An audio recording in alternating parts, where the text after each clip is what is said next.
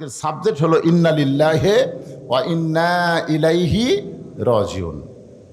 এই মেয়েটা মরার খবর শুনে আপনারা প্রথম কি কইছেন?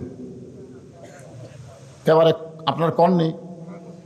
আমি এখানে এসে যখনই শুনলাম যে সভাপতি সাহেবের স্ত্রী মারা গেছে, আমি সঙ্গে সঙ্গে বললাম ইন্না লিল্লাহ ইন্না লিল্লাহ। আজকে কি সিস্টেম হলো দেখছেন, কি সুন্দর আমরা জানাজা করলাম। আর হিন্দুর হলেই শ্মশানত লিয়া যায় লাগারে দে মুখ আগুন দে নাকি কোন বুঝলাম। আজকে এখানে একটা জানাজা হলো দেখি তো এ ওয়াজ। আমার 38 বছর ওয়াজের জীবনে আমি কোনোদিন জানাজা করে এসে টেজে তো ওয়াজ করছি, আজকে প্রথম। আপনাকে কোনোদিন হয়েছে যে জানাজা করে ওয়াজ শুনছেন? কথা কর না কেন? তাহলে একটা নতুন অভিজ্ঞতা হলো না আমাদের। আমি তো আমার জীবনে একটা প্রথম জিনিস পেলাম, আগে জানাজা হলো তারপর আবার ওয়াজ হচ্ছে। বাস্তব কথাগুলো আমি আপনাদের সামনে বলতেছি ভাইজান, বহু আজ জীবনে শুনবেন, আজকে একটু মনোযোগ দিয়ে কথাগুলো শুনবেন। রাজি আছেন সবাই? সর্বশেষে আল্লাহ যে ব্যক্তিকে জান্নাত দিবে, সবচাইতে ছোট জান্নাত, সে জান্নাত হবে এই পৃথিবীর চাইতে 9 গুণ বড়।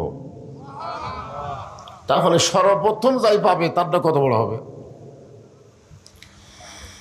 আল্লাহর হুকুমে ফেরেশতারা কিন্তু জান্নাত তৈরি করছে। আল্লাহ কিন্তু জান্নাত তৈরি করেনি। জান্নাত তৈরি করছেন কারা? ফেরেশতারা। আমরা এমন একটা আল্লাহ পাইছি যিনি কিছুই করেন না, খালি হুকুম করে। যখন কি করে? কোরআনে আল্লাহ বলেছেন কোন, সঙ্গে সঙ্গে ফায়াকুন। আল্লাহ যদি খালি বলে হ, সঙ্গে সঙ্গে হয়ে যায়। যখন সুবহানাল্লাহ। ফেরেশতাদের যিনি সর্দার তার নাম হলো জিবরাইল। তিনি আল্লাহকে বললেন, আল্লাহ এত সুন্দর জান্নাত বানাইলাম, সে জান্নাত একটু দেখবার চাই। কি করবার চাই? দেখবার চাই। আল্লাহ বললেন, জিবরাইল তোমার দরখাস্ত মঞ্জুর। ফেরেশতা জিবরাইল চমকে উঠছে। চাওয়া মাত্রই পাওয়া লক্ষণ ভালো? বলেন, চাওয়া মাত্রই পাওয়া এটা কিন্তু লক্ষণ ভালো না। চাওয়ার প্রতি আকর্ষণ থাকে না। আমার আল্লাহর কাছে অনেক কিছুই চাই, চাওয়া মাত্র কি পাই? যখন চাওয়া মাত্র কি পাই? পাই না। অনেকে মনে করে আল্লাহ আমাদের দোয়া কবুল করে না, এই কারণে আল্লাহ তাআলা আমাদেরকে দেয় না। অনেকে বলে হুজুর কি দোয়া করেন? মুসলমান খুলু পিটুনি খায়, মুসলমান খালি মারি খায়। কি দোয়া করেন হুজুর? এতদিন হয়ে গেল আসমানের বৃষ্টি হয় না। কি দোয়া করেন? আমের সব ধরে গেল। এরকম অনেকে আমাদের বলে, ঠিক কিনা বলেন? আপনারা বলেন আমাদের দোয়া কি কবুল হচ্ছে না? কিন্তু কবুলের রেজাল্ট আমরা পাচ্ছি না, কারণ কি? আল্লাহ বান্দা বান্দীদেরকে এত ভালোবাসে যে ভালোবাসার কারণে আমরা যে দোয়া করি, এই দোয়াটার রেজাল্ট আল্লাহ দুনিয়াতে দিচ্ছে না। ছোট্ট সন্তান মায়ের কাছে বায়না ধরছে আইসক্রিম খাবে। আপনার আইসক্রিম কর না বরফ কর, আইসক্রিম খাবে। একটা আইসক্রিমের দাম তখন ছিল 1 টাকা। কয় টাকা? তো বাচ্চা আইসক্রিম খাবে, মা টাকা দেয় না। বাচ্চা যখন ধুলাই গড়াগড়ি দেয়, এমন সময় বাচ্চার বাবা এসে বলে, আমার সন্তান কান্দে কেন, ধুলাই গড়াগড়ি দেয় কেন? বলে আইসক্রিম খাবে তো, টাকা চাই, আমি দেইনি। আপনারা বলেন সন্তান মায়ের কাছে টাকা চাচ্ছে আইসক্রিম খাওয়ার জন্যে, মার অন্তরে কি দরদ নাই? যেরকম আছে না নাই? কিন্তু মা দেয়নি, সন্তান জিদ করে মাটির গড়াগড়ি করতেছে। এমন সময় বাবা এসে বলে, আমার সন্তান কান্দে কেন, বলে আইসক্রিম খাবে, 1 টাকা দেয়নি তাই কাঁদতেছে। বাবা পকেট থেকে 500 টাকা বের করে দেয়, যা আইসক্রিমে একটা না গোটাল বাক্স কিনা খা। সন্তান আরও জোরে কান্দে, টাকা হাততলে মনে টাকা ছিঁড়ে ফেলে দেবে। বাপ কয় কে রে, 1 টাকার জন্যই কান্দে, ওরে 500 টাকা দিলাম, কান্না থামে না কেন? মা বলতেছে তোমার সন্তান 1 টাকাই চিনে, 500 টাকা চিনে না। ওর কান্না যদি থামাবার চাও তো 1 টাকা দাও। কয় টাকা দাও? তো আমরা শুধু দুনিয়া চিনি, এই চিনার কারণে দুনিয়ার 1 টাকা আমরা আল্লাহর কাছে চাই, কিন্তু আল্লাহ যে আমাদের 500 দিচ্ছে আমাদের বোঝার মতন কোনো ক্ষমতাই নেই। আল্লাহ তাআলা বলেছেন কোরআনে, বাল তুসিরুনাল হায়াতাদ দুনিয়া ওয়াল আখিরাতু খায়রুন ওয়া আবকা। তুচ্ছ দুনিয়াতে আমি তোমাদেরকে কিছুই দিব না। তোমরা যত দুনিয়াতে ভালো কাজ করবে, যত দোয়া করবে, যত নামাজ পড়বে, আমি তত তোমাদের আখিরাতকে সুন্দর করে সাজায় দিব। আমাদের কাছে ক্ষণস্থায়ী ভালো না চিরস্থায়ী ভালো? দুনিয়া হলো ক্ষণস্থায়ী আর আখিরাত হলো চিরস্থায়ী। আমরা যত দোয়া করতেছি প্রত্যেকটা দোয়ায় বাবা মার চাইতে আল্লাহর কোটি কোটি গুণ বেশি দয়া। জোরে কোন কথা ঠিক কিনা? আমাদের সব দয়া কবুল হচ্ছে, কিন্তু রেজাল্ট দুনিয়াতে নাই।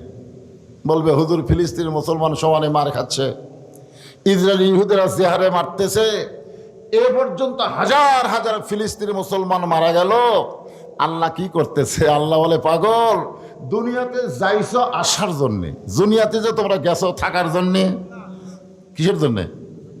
আসার জন্যে। তো দুনিয়াতে কিভাবে আসবে? আল্লাহ রাস্তায় যাদেরকে হত্যা করা হয়, আল্লাহ বলে তারা মৃত্যুবরণ করতেছে না, বরং জান্নাত তাদের বাসস্থান। এইটা দেখার পরে তারা চির অমর হয়ে দুনিয়া ছাড়তেছে। ধরে কার সুবহানাল্লাহ। আল্লাহ কোরআনে বলেন, ওয়ালা তাকুলু লিমান ইউকতালু ফি সাবিলিল্লাহি আমওয়াতুন বাল আহইয়াউ ওয়ালাকিন লা তাশউরুন। সবাই আল্লাহু আকবার কবার চাইলেও পারবেন না। আল্লাহু আকবার কইতে গেলে কার দল করা লাগবে? জোরে কর না, কার দল? আপনি যদি মানুষের দল করেন পারবেন? বাংলাদেশের সবচাইতে বড় দল যেটা আছে, সেই দলের মধ্যে আল্লাহু আকবার আছে? আছে? ওনারা যদি মিছিল করতে কেউ ভুলে একবার আল্লাহু আকবার কয়, ঘাট ধরে বের করে দিবে, কারণ হামাকের দলের তো এটা স্লোগান না। তা আপনাদের এলাকায় ওই দলের লোক বেশি, যার কারণে কোরআন তেলাওয়াত শুনেও মুখে আল্লাহু আকবার আসতেছে না। না কোন না কোনো অসুবিধা কি? আল্লাহর কোরআন তেলাওয়াত শোনার পরে যার ঈমান বাড়ে না, দুনিয়ার কেউ তার ঈমান বাড়ায় দিবার পারবে না। কোরআন তেলাওয়াত শুনে আপনাদের ভালো লাগে না খারাপ লাগে? আল্লাহ বলেন, ওয়াইযা তুলিয়াত আলাইহিম আয়াতুহু যাদাতুহুম ঈমানা ওয়া আলা রাব্বিহিম ইয়াতাওয়াক্কালুন।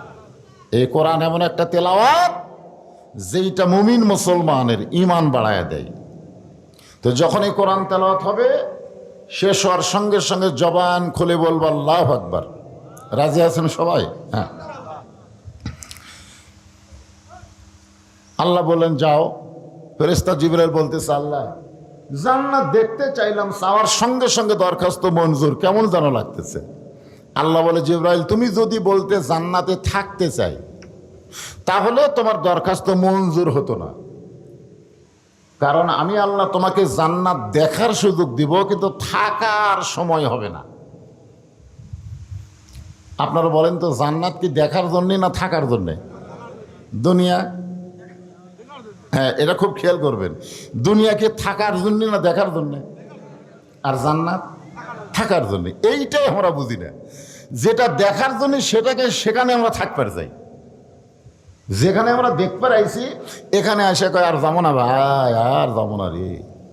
3 তলা 4 তলা 5 তলা বাড়ি বানায়া ঘাড় কাজ করে আবার রড বের করেছে, এবার দেখতেছে টাকা হাতে নাই ভাই, খুব আশা আছে আর 1 তলা বানাবার চাই। 2 কান্দে 2 ফেরেশতা কয় পাগল, ওই 3 তলা বিল্ডিংয়ের দিকে না তাকায় বলে দেখাটের গোরস্থানের দিকে তাকা। তোর এখন কথা ঠিক কিনা? নজর নিচু কর, নিচু কর। তা আমরা তো নিচু করি না, উপর দিকে তাকাই। যতই তাকায় থাকি, থাকা যাবে? থাকতে পারলো? আজকে চলে গেল, বাড়ি ঘর আছে, নিয়ে গেছে অন্ধকার কবরে।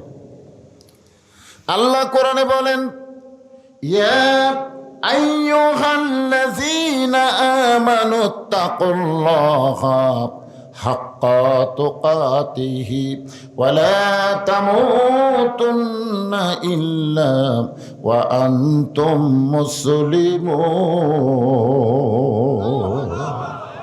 কোনো টেনশন নাই। আমি যখন আসতেছিলাম না, আমি যখন এখানে আসতেছিলাম, তখন এক হুজুর ওয়াজ করতেছিল, সে ওয়াজের মধ্যে বলতেছেন, ইন্নাল্লাযীনা ক্বালু রাব্বুনাল্লাহু সুম্মা ইসতাকামু তাতানাজ্জালু আলাইহিমুল মালাইকা আল্লা তাখাফু ওয়া লা তাহজানু ওয়া আবশিরু বিল জান্নাতিল্লাতী কুনতুম তুআদুন।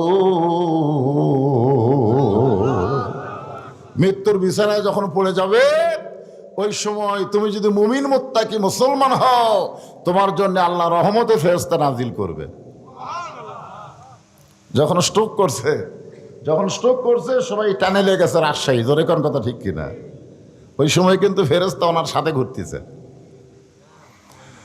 রহমতের ফেরেশতা বলবে, আল্লাহ তাখাফু, তোমার কোনো ভয় নাই, ওয়ালা তাহজান, তোমার কোনো চিন্তা নাই, তুমি মৃত্যুর ভয় করো না, কবরের চিন্তা করো না, হাসরের কোনো ভয় করো না, চিন্তা করো না। আমি রহমতের ফেরেশতা তোমার জন্য খোঁজ খবরে নিয়ে আইছি। ওয়া আবশিরু বিল জান্নাতিল্লাতী কুনতুম তুআদুন।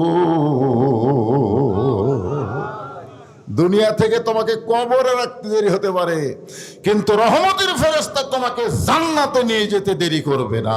ধরে করেন সুবহানাল্লাহ। আপনারা কি মনে করতেছেন এ কবরত থাকা লাগবে? লাগবে না। কবর হচ্ছে আমাদের দেহ ঢাকার জায়গা, দেহ। আর আমাদের ভিতরে যে পাখি আছে, এই পাখি কিন্তু মরবি নাই, এখানে জায়গা পরিবর্তন করবি। ধরে করেন কি পরিবর্তন? জায়গা পরিবর্তন। আগে আসলে রুহের জগতে, সেখান থেকে আইসে দুনিয়ার জগতে, সেখান থেকে যাবে কবরের জগতে। কবরের জগৎ থেকে রুহুকে এবার দুই জায়গায় পাঠানো হবে। একটা জায়গা হলো ইল্লিন, আর একটা জায়গা নাম হলো সিজ্জিন। যদি এই মা চলে গেল, এই মা যদি 5 ওয়াক্ত নামাজ পড়ে, রমজান মাসে রোজা করে, যদি স্বামীর কথা মতো চলে, আর যদি পর্দার ভিতরে থাকে, আল্লাহ রাসূল বলেছেন আল্লাহ তোমার জন্য একটা না, দুইটা না, জান্নাতের 8টা দরজা খুলে দিবে। ধরে করেন সুবহানাল্লাহ। সব দরজা খুলে দিবে আর বলবে তুমি যে দরজাতে খুশি জান্নাতে প্রবেশ করো। কোনো টেনশন আছে? ধরে কোনো টেনশন আছে? আমরা মনে করি আরে এমন আযাব দিবে রে ভাই, কবরের ওই মাটিতে গলা ফেটে রক্ত ঝরবে চিৎকারের ওই চোটেতে। কিছুই না। আপনি কবরে যাওয়ার পরে, আমি যখন কবরে যাব, 2টা ফেরেশতা আসবে আমাদের কাছে। কয়টা? 2টা ফেরেশতা এসে 3টা প্রশ্ন করবে। কয়টা প্রশ্ন করবে? 3টা প্রশ্ন করবে, একেবারে সহজ উত্তর। 1 নম্বর প্রশ্ন হলো মান রব্বুকা, তোমার রবকে? কি কন? 2 নম্বর প্রশ্ন হলো অমান নাবিউকা, তোমার নবীকে? 3 নম্বর প্রশ্ন হলো অমা দিনুকা, তোমার দিন কি?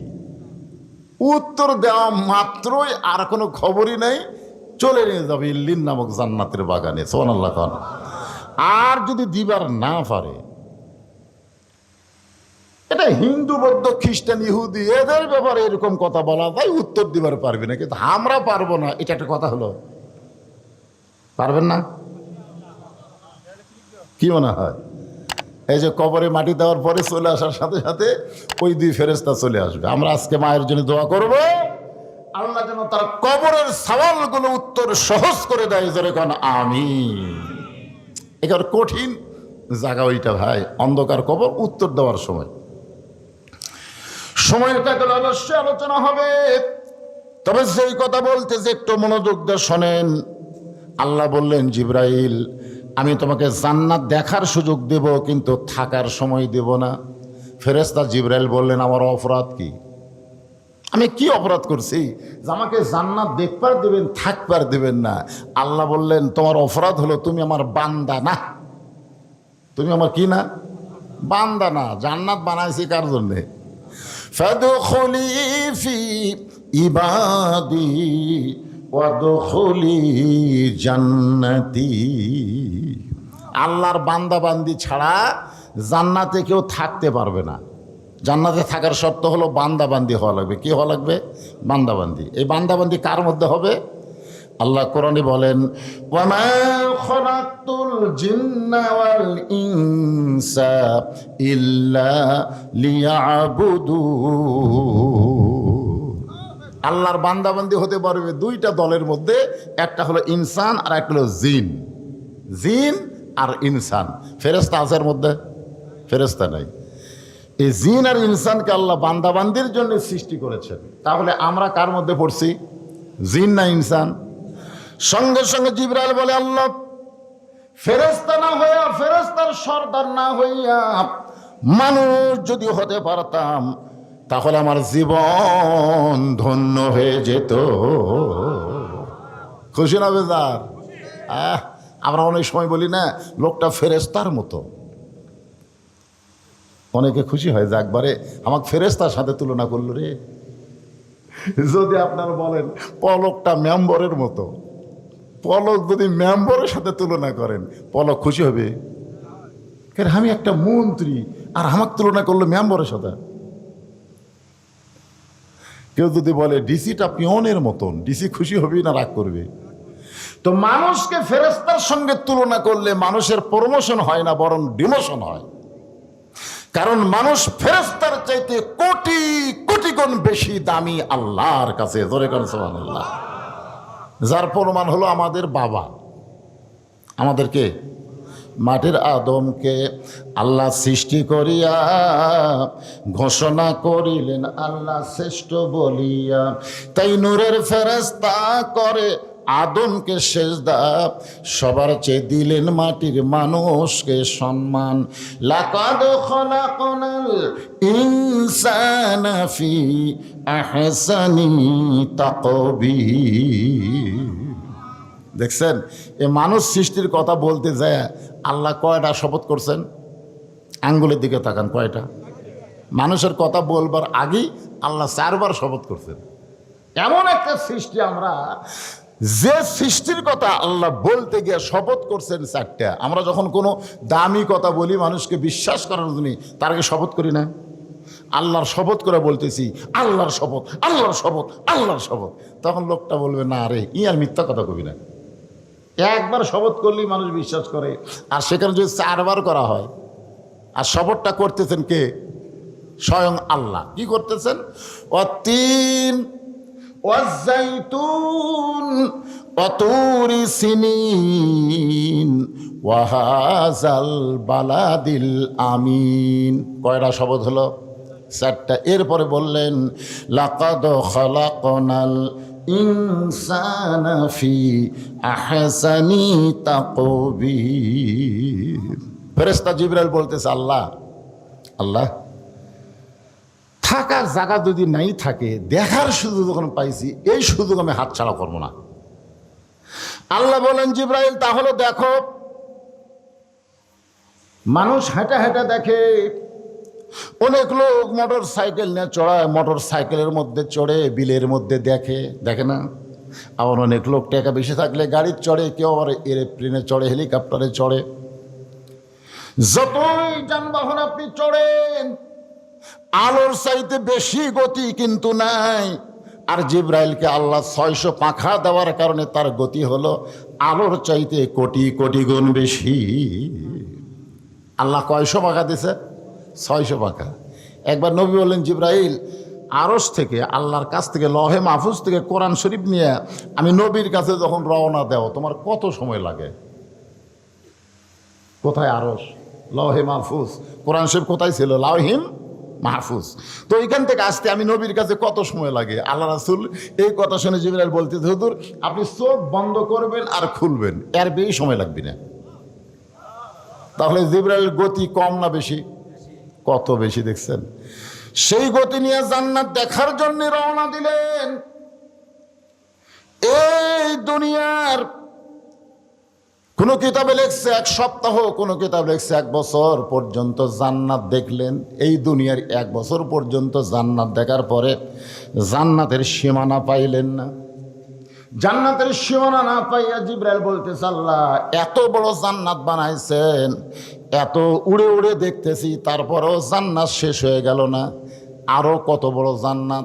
আল্লাহ বললেন, জিবরাইল জান্নাত যদি হয় 16 আনা, তুমি সবে মাত্র দেখছো তার 1 আনা। ফেরেশতা জিবরাইল বলতেছে আর দেখবো না। আল্লাহ বলে দেখবো না কেন? জিবরাইল বলতেছে পরের জায়গা আমার দেখা লাভ কি? পরের জায়গা পরের জমি ঘর বানায় আমি রই, আমি কিন্তু জমির মালিক নই। কার জায়গা? জায়গা কার? জমিদারের ইচ্ছা মতন দেই না জমিন চাষ, তাই তো ফসল ফলে না রে দুঃখ 12 মাস। আমি খাজনা পাতি সবই দিলাম, তবু জমিন হয় যে নিলাম, দুঃখের কথা কারে কই? পরের জায়গা পরের জমি ঘর বানায়া আমি রই। জমিদার আমাদের আল্লাহ যেভাবে জমিন চাষ করতে বলেছেন, আমরা সেভাবে চাষ না করে যদি কবরে যাই তাহলে বিপদ আছে। আর যদি আবার ঠিক থাকে, আর দুনিয়া ও মাজরাতুল আখেরা, দুনিয়া হচ্ছে আখেরাতের আবাদযোগ্য একটা জায়গা। ধরে কর সুবহানাল্লাহ। ফেরেশতা জিবরাইল বলতেছে আল্লাহ হ্যাঁ তো পাকা দা উড়াল দিয়ে কেবল 16 আনারে 1 আনা দেখলাম, তো যাদের জন্য আপনি জান্নাত বানাইছেন ওর তো পাকা নাই। আপনারা বলেন তো আমাদের ফাঁকা আছে? তো খামাখা এত বড় জান্নাত কেন বানাছেন? যে জান্নাতে সুবহানাল্লাহ বলার পরে একটা করে গাছ লাগতেছে। সুবহানাল্লাহ বলেন। কত বড় জান্নাত! যতই গাছ লাগান জান্নাত কি ফুরাবে নাকি? ফুরাবে? আবার মনে করবেন হুজুর সেই জায়গাতে আমার থাকারই জায়গা নেই, গাছ আর গাছ। হ্যাঁ, আল্লাহ ডাকতে বলেন জিবরাইল আমার যেই বান্দার পাখা নেই সেই বান্দার জন্য এত বড় জান্নাত বানাইছি, তোমার মধ্যে সন্দেহ শুরু হয়েছে যে এই বান্দারা এত বড় জান্নাত কেমনে দেখবে। এইটা যদি তুমি জানতে চাও তাহলে আগামী জুমার দিনে, আগামী কিসের দিন? জুমার নামাজের আজান দেওয়ার পরে যেই মুসল্লি মসজিদের মধ্যে সর্বপ্রথম ঢুকবে তাকে জিজ্ঞাসা করলেই জানতে পারবে এত বড় জান্নাত আমার বান্দা বান্দিরা কেমনে দেখবে। সুবহানাল্লাহ বলেন। আসলে হাদিস বা কোরআন যেখানে জান্নাতের কথা আছে, বান্দার কথা আছে, বান্দির কথা পরে কইছে। কারণ আছে, কারণ আছে। কারণটা হলো আল্লাহ আগে জান্নাতে কাকে তৈরি করছে? আদমকে না হাওয়াকে? কথা কয় না? হ্যাঁ, এই জন্য মেয়ে মানুষের জানাজায় লোক হওয়ার দরকার নেই। মেয়ে মানুষের জানাজায় মাইকিং করাও যাবে না। মেয়ে মানুষের জানাজায় বলাও যাবে না মেয়েটা কেমন ছিল। অনেক দিক দিয়ে কিন্তু সমস্যা আছে, আছে না নাই? কারণ আমার মায়েরা যারা জান্নাতে হবে ওনাদের জান্নাতের সর্দারিনী যিনি হবেন তার নাম কি? এটা কি আপনাদের কারো সন্দেহ আছে নাকি? প্রত্যেক জুমার সানি খুতবায় ইমাম সাহেব আপনাকে শুনাই দিচ্ছে। আরবিতে বলে হয়তো বুঝবার পারেন না। আপনাদের ইমাম সাহেব কি সানি খুতবায়, সানি খুতবা মানে প্রত্যেক জুমার দ্বিতীয় খুতবায় কিন্তু বলে, আপনারা শোনেন সাইয়্যিদাতুন নিসায়ে আহলেল জান্নাহ ফাতেমাতুজ যোহরা। জান্নাতে নারীদের যিনি নেত্রী হবেন তার নাম হলো ফাতেমাতুজ যোহরা। হ্যাঁ, আপনারা বলেন তো উনি যে জান্নাতি নারীদের নেত্রী হয়েছিল খালি নবীর মেয়ে হওয়ার কারণে? আপনাদের কি ধারণা নবীর মেয়ে হওয়ার কারণেই হয়তো জান্নাতি নারীদের নেত্রী হয়েছে? তা কিন্তু না। আল্লাহ নবী বলতেন ফাতেমা নবীর মেয়ে হওয়ার কারণে তুমি জান্নাতি, এইটা কখনোই চিন্তা করবা না। জান্নাতে যদি যাবার চাও তাহলে জান্নাতের আমল করে তোমাকে জান্নাতে যেতে হবে। সঙ্গে সঙ্গে ফাতেমা বলে বাবা তাহলে কি আমল করলে জান্নাতে যাওয়া যাবে? আল্লাহ রাসূল বলেন বেশি আমল করা লাগবে না, মাত্র 4টা আমল করবা। 1 নম্বর আমল হলো নামাজ, 5 ওয়াক্ত নামাজ। পুরুষেরা মসজিদে জামাতে নামাজ পড়ে আর ওয়াক্তের মধ্যেই মেয়েরা বাড়িতে নামাজ পড়বে। আল্লাহ নবীর হাদিসের ব্যাখ্যায় বলা হয়েছে পুরুষেরা মসজিদে নামাজ পড়ে যেমন সওয়াব পাবে, নারীরা বাড়িতে নামাজ পড়লে তেমন সওয়াব আল্লাহ তাকে দিয়ে দিবে। এখন বাংলাদেশে কিছু ফেতনাবাজ নারীদেরকেও মসজিদে নিয়ে আসবার চাই। ধরে এখন আছে না শায়েক নামের শায়েক, দেখবেন ইউটিউবে সার্চ দিলে শায়েক বাড়ায়, অনেকগুলো শায়েক বাড়ায়। এই শায়েকেরা এখন নারীগুলো নিয়ে ঈদের মাঠে পর্যন্ত জামাতের ব্যবস্থা করতেছে, একদিকে পুরুষ একদিকে নারী। নারীরাও মসজিদে নামাজ পড়তে পারবে এরকম ফতুয়া দিচ্ছে। হ্যাঁ, নারীরাও মসজিদে নামাজ পড়েছে আল্লাহর নবীর সময়। নবীর সময় নারীরাও নামাজ পড়ছে। তখন মুসলমানের চরিত্র এত ভালো ছিল, একমাত্র আল্লাহ ছাড়া অন্য কারো দিকে নজরে যাইতো না। সুবহানাল্লাহ কন্যা কেন? আবু বকর রাদিয়াল্লাহর সময় কিন্তু মেয়েরা জামাতে নামাজ পড়ছে। দেখবেন মসজিদের কাতারের ব্যাপারে বলা হয়েছে, প্রথম কাতারে থাকবে পুরুষ মানুষ, বয়স্ক পুরুষ, বয়োজ্যেষ্ঠ পুরুষেরা থাকবে প্রথম কাতারে। দ্বিতীয় কাতারে থাকবে যুবকেরা। দ্বিতীয় কাতারে কে থাকবে? যুবকেরা। আবার বলছে প্রথম কাতারে আলেম ওলামারা থাকবে, বয়স্ক লোকেরা থাকবে। দ্বিতীয় কাতারে যুবকেরা থাকবে। তৃতীয় কাতারে ছোট ছোট বাচ্চারা দাঁড়াবে। চতুর্থ কাতারে হিজড়ারা থাকবে। হিজড়া ধরে কোন কি থাকবে? আর পঞ্চম কাতারে, শেষ কাতারে মেয়েরা থাকবে। তাহলে এরকম কাতারের কথা যখন বলা হয়েছে, তাহলে মেয়েরাও নামাজ পড়িছে, ঠিক কিনা বলেন? যদি নামাজ না পড়তো তাহলে পঞ্চম কাতারের কথা কেন বললেন? কিন্তু হযরত ওমর ফারুকের সময় অর্ধ পৃথিবী যখন তিনি শাসন শুরু করলেন, ওই সময় চিন্তা করলেন মেয়েরা যদি মসজিদে নামাজ পড়তে আসে, জামাতে নামাজ পড়া ওয়াজিব আর পর্দা মানা হলো ফরজ। জামাতে নামাজ পড়া কি ওয়াজিব আর পর্দা মানা কি? এখন ওয়াজিব আদায় করতে এসে ফরজ যদি তরক হয়ে যায়, পর্দার যদি খেলাফ হয়, তিনি বড় ভয় করলেন এবং তিনি ঘোষণা করলেন মেয়েরা বাড়িতে নামাজ পড়লেই জামাতের সওয়াব পাবে। সমস্ত মেয়েরা কথাটা মানল, কিন্তু ওমর ফারুকের বিবি কথাটা অ্যালাউ করলো না। আমি যত বড়ই বক্তা হই, আপনার বউ, আপনারা হয়তো আমার কথা অ্যালাউ করবেন, মানবেন, কিন্তু আমার বউ কিন্তু সহজে মানবে না। এই কিসের হুজুর, ঠিক না? এখন বউ বললো না, আবু বকর রাদিয়াল্লাহু সময়, আল্লাহ নবীর সময় আমরা জামাতে নামাজ পড়ছি, আর আপনি এসে নিষেধ করতেছেন। আল্লাহ রাসূল বলেছেন আমার পরে কেউ যদি নবী হতো, আল্লাহ ওমরকে নবী বানায় দিত। যখন সুবহানাল্লাহ। আজকে যে আমরা 20 রাকাত তারাবির নামাজ পড়ি, এই সিস্টেমটা কিন্তু হযরত ওমর রাদিয়াল্লাহু চালু করছে। সুবহানাল্লাহ। অনেকে ফতোয়া দেয় নবী তো 20 রাকাত পড়েনি। আরে নবীর সময় তারাবি ছিল, কিন্তু তারাবির জামাত ছিল না।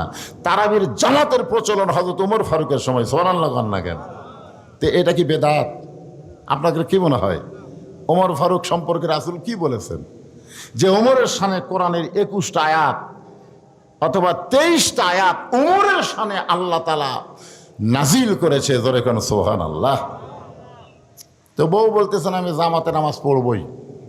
ওমর ফারুক বললেন সবাই মানবে, বউটা মানবে না, কেমন হলো? তো এশার নামাজে একটু আগেই হযরত ওমর বাড়ি থেকে বের হয়ে গেছে, একটা গাছের আড়ালে লুকিয়ে আছে। ইতিমধ্যে হয়তো ওমর ফারুকের বউ বোরকা টোরকা পরে মসজিদে জামাত পড়তে যাচ্ছেন। কি পড়তে যাচ্ছেন? জামাতের নামাজ পড়তে যাচ্ছেন। ওমর ফারুক একটু অন্ধকার হয়েছে, তো এশার নামাজ, দৌড়ে এসে বউকে চাপে ধরে ছেড়ে দিয়েছে। ছেড়ে দিয়ে চলে গেছে।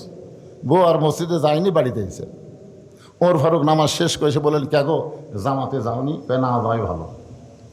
না যাওয়াই ভালো। কি না কিছু না, না যাওয়াই ভালো। চাপা খাসে ওটার কর ভাড়া। চাপাটা দিছে কে?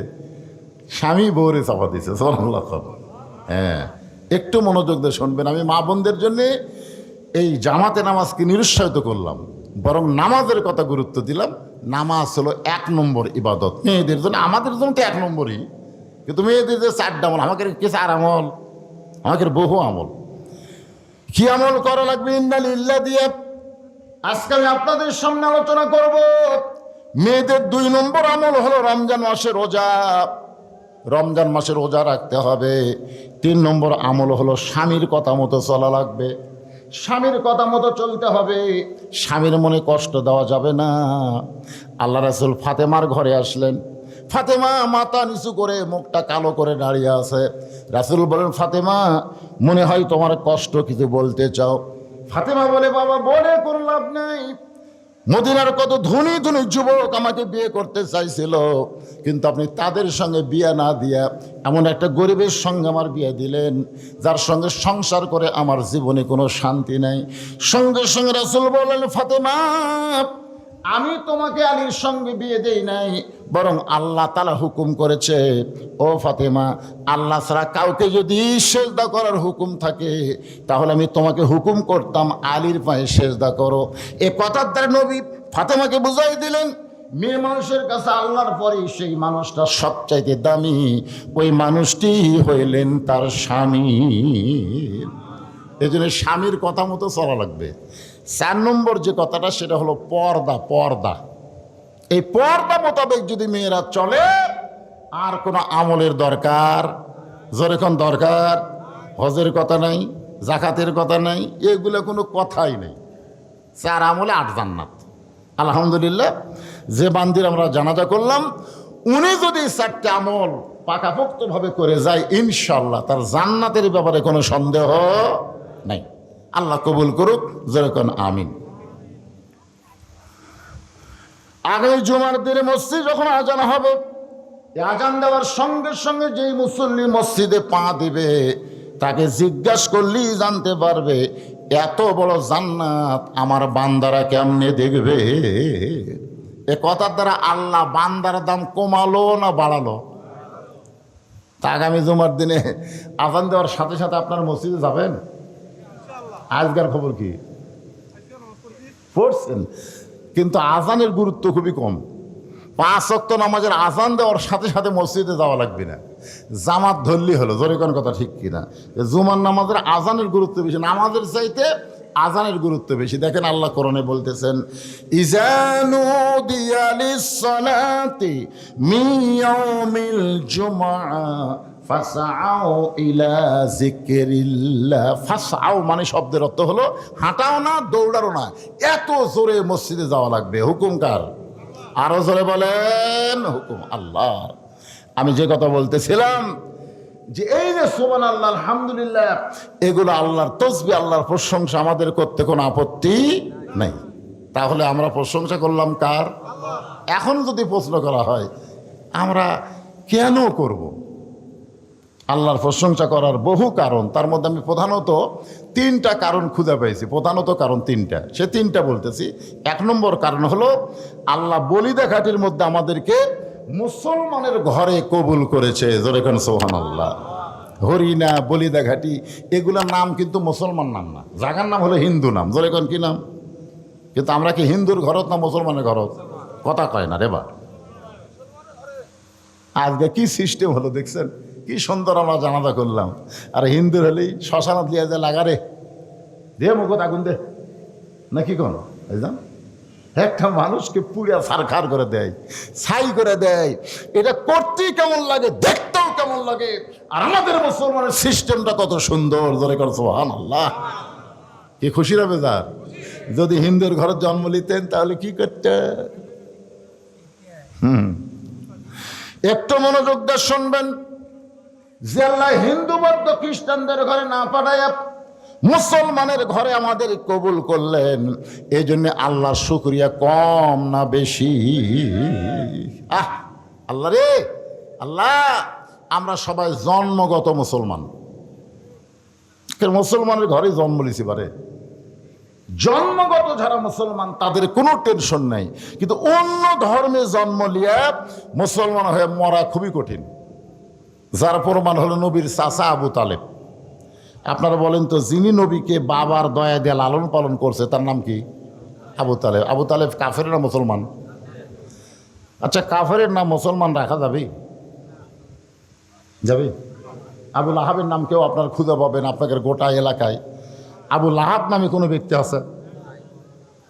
আবু লাহাবও নবীর চাচা, আবার আবু তালেবও নবীর চাচা। আবু লাহাবও কাফের, আবু তালেবও কাফের। তা আবু তালেব নাম বহু আছে, আছে না নাই? জোরে আছে না নাই?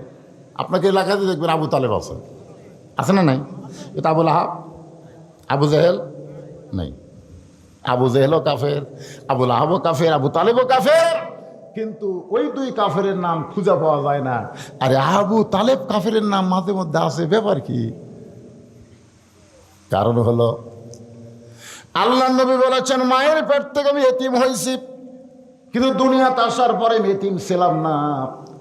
আমার চাচা আবু তালেব আমাকে এমনভাবে লালন পালন করেছে, আমার যে বাবা নাই এটা কোনোদিন আমি বুঝতে পারিনি। সাল্লাল্লাহু খান সে আবু তালেব মৃত্যুর বিছানায় যখন শুয়ে গেছে, আল্লাহ নবী বলতেছে, চাচা আমাকে এত দরদ করে আপনি লালন পালন করলেন, আপনি জাহান্নামের আগুনে পড়েন এটা আমি চাই না, বরং শুধু একটা বার আপনি বলেন লা ইলাহা ইল্লাল্লাহ মুহাম্মাদুর রাসূলুল্লাহ, আমি নবী ওয়াদা করতেছি আপনার হাত ধরে জান্নাতে পৌঁছায়া দিব। আবু তালেব বললেন, বাজান মরে যখন যাচ্ছি বাপ দাদার ধর্ম ছাড়বো না। এখান থেকে প্রমাণ হলো অন্য ধর্মে জন্ম নিয়ে মুসলমান হয়ে মরা কঠিন, আর মুসলমানের মধ্যে জন্ম নিয়ে মুসলমান হয়ে তার জন্য মরা সহজ। এই যে আল্লাহ আমাদের জন্য সহজ বিধান রাখলেন, খুশি না বেজার? এই জন্য জবান খুলে সমস্বরে সকলে আল্লাহর প্রশংসা করছি, আলহামদুলিল্লাহ। আল্লাহর প্রশংসা করার 2 নম্বর কারণ হলো আমাদের কপাল এত ভালো। আমি মাঝে মধ্যে ড্রেসিং টেবিলের সামনে গিয়ে আমার চেহারা দেখে কপালে এরকম হাত দিয়ে চুমা খাই। এইটা আমার এক ছোট মেয়ে দেখছে, দেখো আর মাকে বলতেছে আব্বা মনে হয় পাগল হয়ে গেছে, নিজের কপালে হাত দেওয়ার চুমা খায়। আমার বউ বলে, কে গো এই ব্যারাম কবে থেকে ধরলো, নিজের কপালে হাত দিয়ে চুমা খান? তার মানে বলে চুমা খাওয়ার কারণ হলো আমার মতন কপাল ভালো কে আছে? বলে আপনার কপাল ভালো কেমনে? আমি বললাম বিশ্বনবীর উম্মত হওয়ার কারণে। বিশ্বনবীর উম্মত হওয়ার কারণে আমার কপাল এত ভালো, হাসরের ময়দানে সবাই যখন টেনশন করবে আর আমাদের নবী আমাদেরকে জান্নাতে নিয়ে যাওয়ার চিন্তায় ব্যস্ত থাকবে। জোরে বলেন সুবহানাল্লাহ। এমন একজন নবী পাইছি যে নবী জান্নাতে যাওয়ার জন্য চিন্তা করবে না, জান্নাতে আমাদেরকে নিয়ে নেওয়ার জন্য চিন্তা করবে। একেবারে খুশি না বেজার বাড়া? তো সুবহানাল্লাহ আসতে কোন খেন? আছে না আমার মুক্তার, আছে না আমার বারিস্টার, শেষ বিচারের হাইকোর্টেতে তিনি আমায় করবেন পার, আমি পাপী রাসূল জাবিন্দার। আল্লাহ রাসূল বলেছেন আমার একটা উম্মত, একজন, সব না, আমার একটা উম্মত যতক্ষণ জান্নাতের বাহিরে থাকবে আমি রাসূল ততক্ষণ জান্নাতের মধ্যে ঢুকবো না। খুশি না বেজার? তাহলে এমন নবীর উম্মত হওয়ার কারণে আমরা শুকরিয়া আদায় করব কার? আর 3 নম্বর যে কোরআন থেকে আপনারা আলোচনা শুনবেন, আজকের সাবজেক্ট হলো ইন্না লিল্লাহি ওয়া ইন্না ইলাইহি রাজিউন। এই মেয়েটা মরার খবর শুনে আপনারা প্রথম কি কইছেন? একেবারে আপনার কননি। আমি এখানে এসে যখনই শুনলাম যে সভাপতি সাহেবের স্ত্রী মারা গেছে, আমি সঙ্গে সঙ্গে বললাম ইন্না লিল্লাহ ইন্না লিল্লাহ। কিন্তু আমি যে কেন কইলাম, আমি তো নিজেই চিন্তা পড়ে গেলাম। আসলে কি মানুষ মরার পরে ইন্না লিল্লাহ বলা লাগবে? এইরকম কি কোনো বিধান আছে? না না না, এইরকম কি কোনো বিধান আছে? যে আমার এক বাচ্চা বললো যে দুঃসংবাদ শুনলে ইন্না লিল্লাহ পড়া লাগে। দুঃসংবাদ তো মানুষ মরা কি সুসংবাদ না দুঃসংবাদ? হ্যাঁ, দুঃসংবাদ। আসলে একটা গান গাই, দেখেন তো কি কিছু বুঝার পারেন নাকি? কোন বনেরই পাখি তুমি আইলা রে কোন বনে, আবার কোন বনেতে যাইতে হবে পড়ছে নাকি মনে। মিন শারিল ওয়াসওয়াসিল খান্নাস, ভিতরে শয়তান বলে চল বাড়ি যাই, চল বাড়ি যাই। আপনি যখন বাড়ির দিকে যাবেন 2 কান্দে 2 ফেরেশতা বলবে কে রে পাগলা। হ্যাঁ, কত সুন্দর কথা কোরআন থেকে বক্তারা বলতিছে। আর ওইটা না শুনে তুই যে বাড়িতে যাচ্ছি, ওই বাড়িতে কি তুই থাকতে পারবি? তুই তো প্রত্যেকটা ধাপে ধাপে তোর হায়াতকে অতিক্রম করে তুই মৃত্যুর দিকে হাঁটতেছিস। জোরে কোন কথা ঠিক কিনা? আমি আপনি যেটাই যাই না কেন, আমার হায়াত কি কমতিছে না বাড়তিছে? ছোটবেলায় একটা গান শুনতাম, এখন তো সেরকম গান হয় না। সবাই বলে বয়স বাড়ে, আমি বলি কমে রে। আপনার বলেন তো আমার বয়স বাড়তিছে না কমতিছে? মানে যে বয়স নিয়ে আমি দুনিয়াতে আইছি, আজকে একদিন আমার সেখান থেকে কমে গেল, আজকে রাত আমার হায়াত থেকে কমে গেল। প্রত্যেকটা পরতে পরতে আমাদের হায়াত কমতেছে, আমরা মৃত্যুর দিকে অগ্রসর হচ্ছি। এখন মানুষ মরাটা দুঃসংবাদ না সুসংবাদ, মুসলমান হিসাবে আমাদের জানার দরকার আছে না নাই?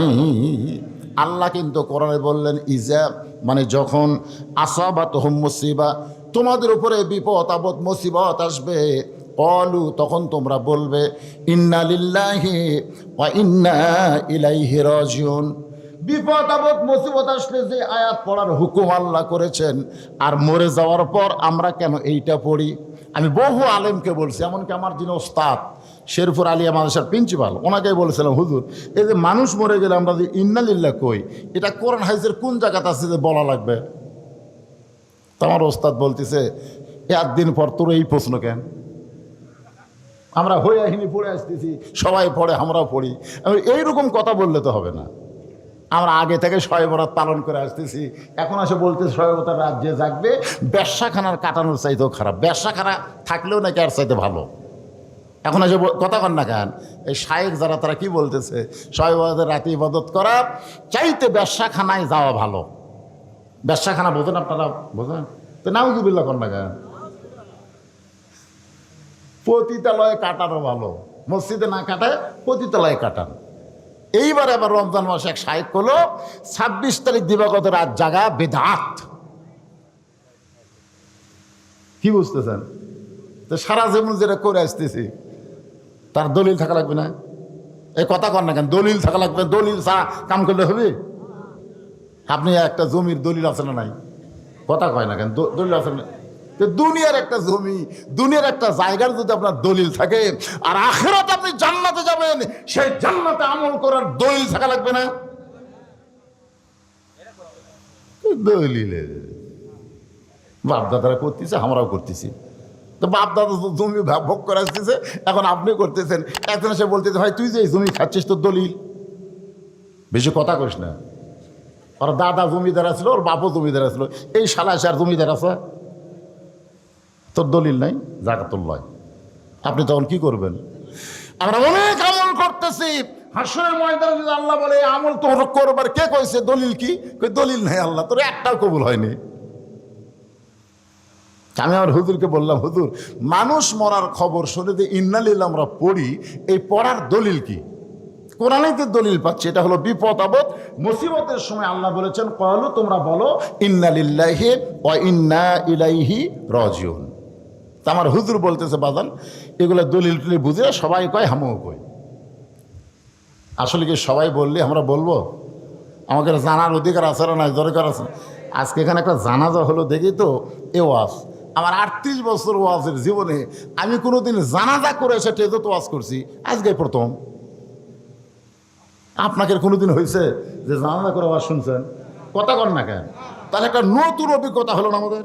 আমি তো আমার জীবনে একটা প্রথম জিনিস পেলাম, আগে জানাজা হলো, তারপর আবার ওয়াজ হচ্ছে।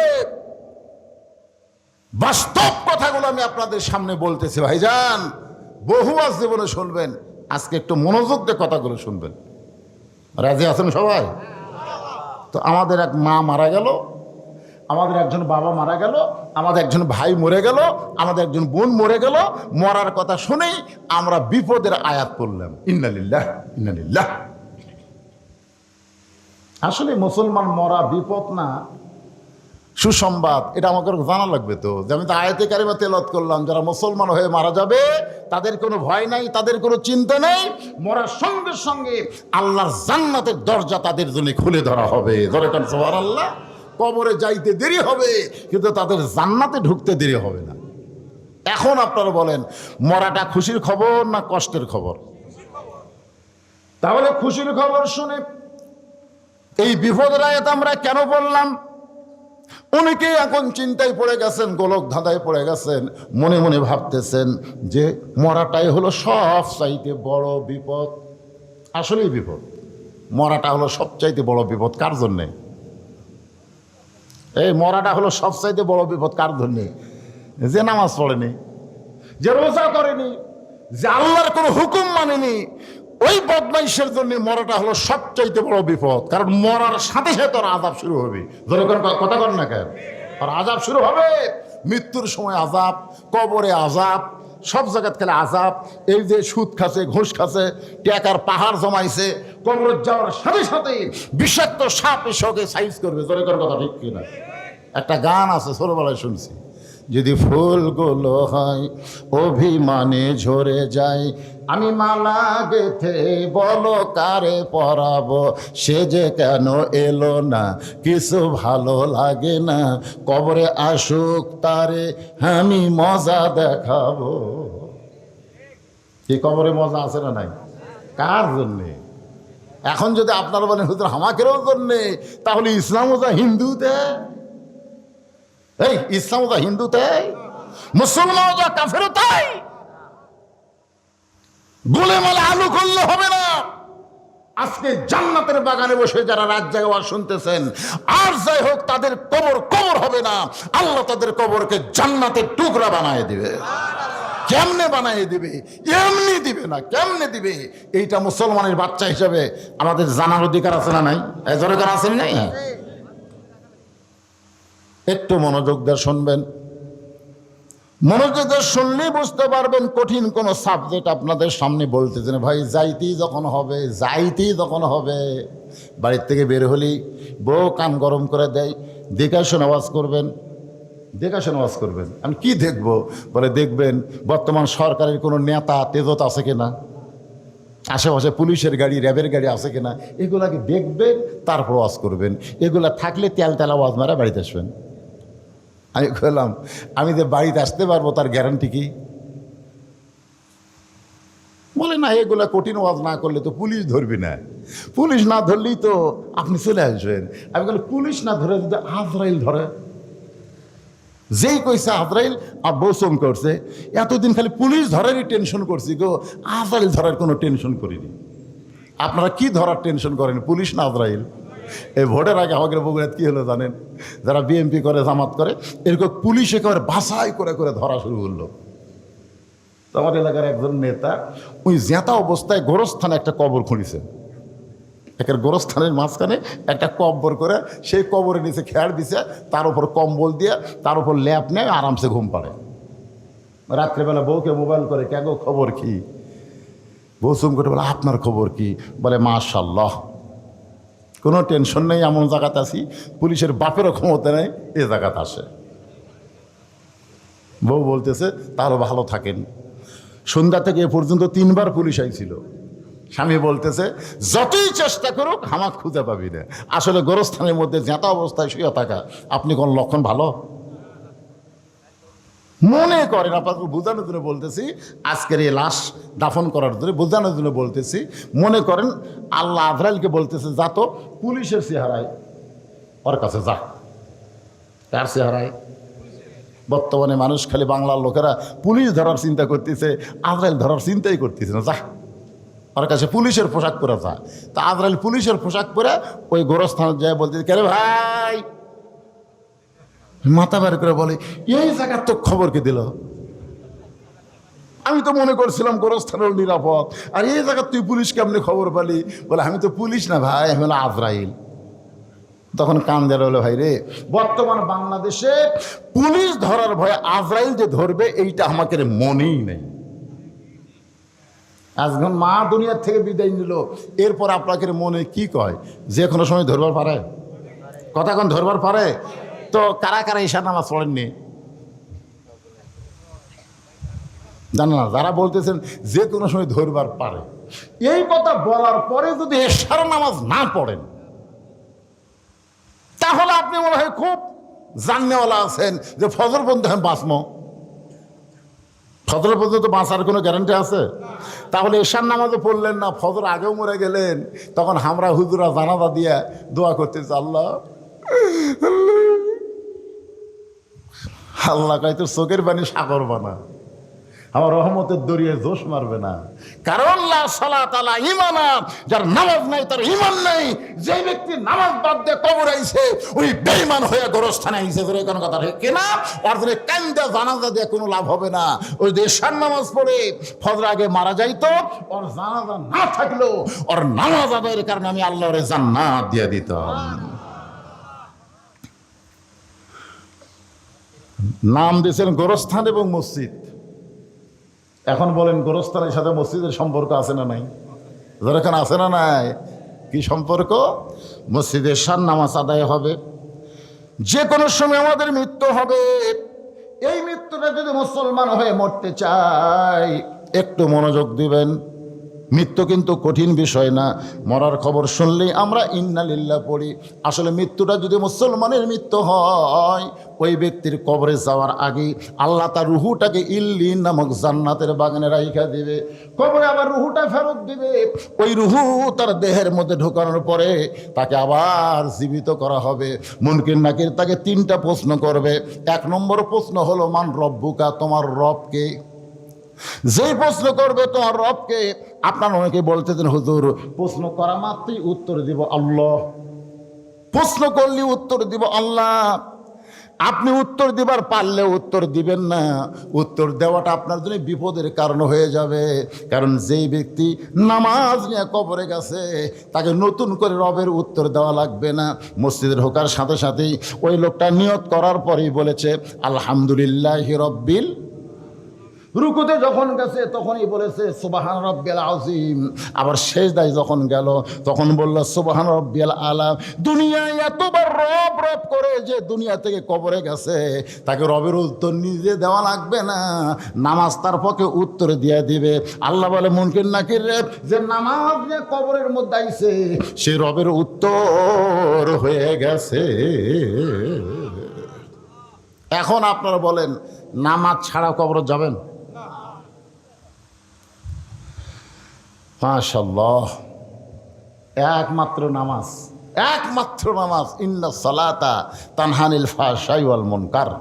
একমাত্র নামাজই পারে মানুষকে যাবতীয় খারাপি থেকে বাঁচাই দিতে।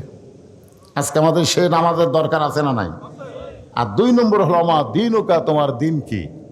বুখারী শরীফের একটা হাদিস পড়ি, তারপরে দিন সম্পর্কে 3টা প্রশ্নের উত্তর ইন্না লিল্লাহ বিষয় নিয়ে আলোচনা হবে। মুনকির নাকির প্রশ্ন করবে আমার নবীকা, তোমার নবীকে। তারপরে প্রশ্ন করবে আমার দিনুকা, তোমার দিন কি। এই দিন সম্পর্কে যখন প্রশ্ন করবে, আল্লাহর নবী বলেছেন মা আহাদান ইয়াদখুলুল জান্নাতা ইউহিব্বু ইয়ারজি ইলাদ দুনিয়া ওয়া লাহু মা'আল আরদ মিন শাইইন ইল্লা শাহীদুন ইয়াতামান্না আন ইয়ারজি ইলাদ দুনিয়া ফায়ুক্তাল আশারা মাররাতান লিমা ইয়ারা মিনাল কারামাতি। রাওয়াহুল বুখারী কিতাবুল মাগাজি। আপনারা বলেন তো, মুয়াজ্জিন সাহেব যখন মসজিদে আজান দেয়, এই আজান দেওয়ার সাথে সাথে মসজিদে যাওয়া শুধু বাপের জন্যই ফরজ? নামাজ আদায় করা খালি বাপের জন্যই ফরজ না ছেলের জন্যও? আমার দিনকে খুব খেয়াল করবেন। আপনি যে এশার নামাজ মসজিদে আদায় করলেন, আলহামদুলিল্লাহ, আদায় করার পরে রাতের খাবার খাচ্ছেন না? খান কি খান না? কথা বল। আপনার জোহরের নামাজ পড়ে দুপুরের খাওয়া খাবেন, আর এশার নামাজ পড়ে রাতের খাওয়া খাবেন। এই নিয়ম করবেন। এশার নামাজ রাখবেন, রাতের খাওয়া খাবো না। জোহরের নামাজ আদায় না করলে আমি দুপুরে খাবো না। আপনার কাছে খাওয়া আগে না নামাজ আগে? এটা একটা নির্ধারিত রুটিন করে নেবেন। তা আপনি এশার নামাজ পড়ে যায় বাড়িতে খাওয়ার বিছনায় আপনি বলতেছেন বাবু, মানে আপনার ছেলেকে আদর করে আপনি ডাকেন, বাবু আসো ভাত খাই। আপনার ছেলে 22 বছরের ছেলে, আপনার ডাক দেওয়ার সাথে সাথে আপনার কাছে এসে ভাত খাওয়ার বসলো। আপনার বউ আপনাকে ভাত দিচ্ছে, আপনিও ভাত খাচ্ছেন। ফেরেশতারা বলতেছে আল্লাহ, যেই বাপ একা একা মসজিদে যে নামাজ পড়লো, ওই জায়গায় ছেলেরে ডাকলো না, আর খাওয়ার সময় ছেলেকে ডাকলো, এটা কেমন বাপ? আল্লাহ বলে ফেরেশতা, ওই ইব্রাহিম আলাইহিস সালামের বাপ আজরের চাইতেও খারাপ। আপনার বলতে ইব্রাহিম নবীর বাপ আজর ভালো না খারাপ? চড়কের উপরে যখন বসে আছে, নিচের নবীদের আগুনের চুলা দাও দাও করে জ্বলতেছে, এমন সময় রশি ধরে টানতেছে। বাবা ছেলেকে আগুনের মধ্যে ফেলে দেওয়ার জন্য রশি ধরে টানতেছে। ইব্রাহিম আলাইহিস সালাম কাঁদতেছে। ফেরেশতা জিবরাইল বলতেছে, ওগো আল্লাহর নবী, নিচে দাও দাও করে আগুন জ্বলতেছে, এই দৃশ্য দেখার পর আপনি কাঁদতেছেন? ইব্রাহিম বলে, জিবরাইল, আমি আগুনের দিকে একবারও তাকাইনি, আমি তাকাই আছি আমার বাপের দিকে। এটা কেমন বাপ? সন্তান বিপদে পড়লে বাবা এসে সন্তানকে বাঁচায়, আর আমার এমন একটা বাবা হয়েছে যে আমাকে আগুনে ফেলে দেওয়ার জন্যে রশি ধরে টানতেছে। এটা কেমন বাপ? ফেরেশতা জিবরাইল বললেন, পৃথিবীর মধ্যে আপনি হলেন একজন খারাপ বাপ পাইছেন, আপনার মতন দুর্ভাগা সন্তান কেউ নাই। আমাদের জাতির পিতা হযরত ইব্রাহিম বললেন, আমি যখন দুর্ভাগ্যের সন্তান, এরকম দুর্ভাগ্যের সন্তান আদমের অনেক হবে, আমার অনেক হবে, যাদের বাবারা জাহান্নামের আগুন থেকে নিজে বাঁচতে চাবে কিন্তু তার সন্তান সন্ততিকে বাঁচানোর চেষ্টা করবে না। এর হলো ইব্রাহিম আলাইহিস সালামের বাপের চাইতেও খারাপ বাপ। নিজে নামাজ পড়ে ছেলের নামাজের কথা কয় না। আপনারা বলেন অমা দিনুকা, দিনকে যদি কায়েম করতে চান তাহলে 1,00,000 কায়েম হবে না, সবাইকে নিয়ে আকিমুস সালাত, আকিমুদ্দিন, নামাজ কায়েম করো, দিন কায়েম করো। সবাইকে নিয়ে যদি নামাজি হতে পারেন তাহলে 2 নম্বর 3 নম্বর উত্তর আপনার জন্য সহজ হয়ে যায় ভাইজান। একটু মনোযোগ দিয়ে শোনেন। ইন্না লিল্লাহি ওয়া ইন্না ইলাইহি রাজিউন। আমরা কখন পড়ি ওয়াজটা আপনাকে বোঝানোর জন্য বলছি, কখন পড়ি? মানুষ মরার পরে।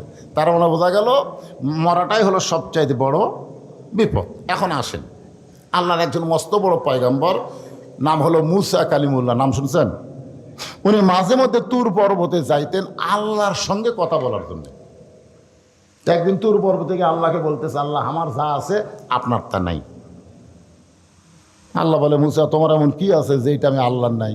মুসা বলতেছে, আল্লাহ আপনি সবই জানেন, সবই জানেন, তারপর আপনি কি বলতেছি আমার যা আছে আপনার তা নাই? আল্লাহ বলে, মুসা তোমার এমন কি আছে যেটা আমি আল্লাহর নাই? মুসা বলতেছে, আল্লাহ আমার মৃত্যু আছে কিন্তু আপনার মৃত্যু নাই। আল্লাহ বলে, ঠিকই তো তাই রে। মুসা বলতেছে, আল্লাহ আপনি যতই চেষ্টা করেন আপনি মারতে পারবেন কিন্তু মরতে পারবেন না। মরার যে মজা আছে এটা আমি পাবো কিন্তু আপনি পাবেন না। মরার বলে আবার মজা আছে। মরার কি আছে? এটা কি আমার কথা না আল্লাহর? আল্লাহ বলেছেন, দেখেন আয়াতের শাব্দিক অর্থের দিকে খেয়াল করেন। কুল্লু নাফসিন জায়গাতুল মউত। জায়গা শব্দের অর্থ হলো স্বাদ, মজা। তরকারি স্বাদ আছে, গোস্তের স্বাদ আছে, ইলিশ মাছের স্বাদ আছে। জায়গা শব্দের অর্থ কি? স্বাদ। জোরে কোন কি? তাহলে মৃত্যুর একটা মজা আছে, মজা। আগুনে পুড়ে মরা, অ্যাক্সিডেন্ট হয়ে মরা, স্ট্রোক করে মরা।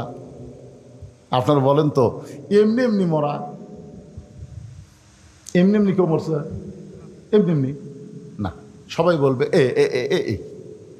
আল্লাহ আলাইহিস সালাম বললেন, আল্লাহ আমি যখন সন্তানের কাছ থেকে মাকে নিয়ে আসবো, সন্তানের কাছ থেকে বাবাকে নিয়ে আসবো, আবার বাবার কাছ থেকে সন্তানকে নিয়ে আসবো, তখন আমাকে তো সেই রকম গাল দিবে। আল্লাহ বলে, তো গালানোর টাইমই পাবে না। আজকে কেউ আজরাইলের কথা কইছে? সবাই একই কথা বলতে, স্ট্রোক করে মরছে রে, স্ট্রোক করে মারা গেছে। আর আগে একবার স্ট্রোক করছিল হুজুর, সে এবার বাঁচছিল, কিন্তু এবার আর বাঁচল না। আসলে কি স্ট্রোক করে মারা গেছে? আমাদের বাংলাদেশে 3টা রহমান মরছে, 3টা। একটা হলো বঙ্গবন্ধু শেখ মুজিবুর রহমান, একটা হলো জিয়াউর রহমান, একটা হলো জিল্লুর রহমান। কি নাম জানেন আপনারা? 3টা রহমানের নাম জানেন? একটা হলো বঙ্গবন্ধু শেখ মুজিবুর রহমান, একটা হলো জিয়াউর, আর একটা জিল্লুর। যদি বাংলাদেশের লোকজনকে বলেন শেখ মুজিবুর রহমান মারছে, জিয়াউর রহমান মারছে, জিল্লুর রহমান মরছে, আপনারা বলেন তো মারা আর মরা এর মধ্যে তফাৎ কি? এই ভাই মরা লাগবে রে, সবাইকে মরা লাগবে, একটা হাহু করেন। মারা আর মরার মধ্যে তফাৎ আছে না নাই? এ জোরগান আছে না নাই? কে মারতেছে? আল্লাহ কোরআনে ডাইরেক্ট বলেছেন,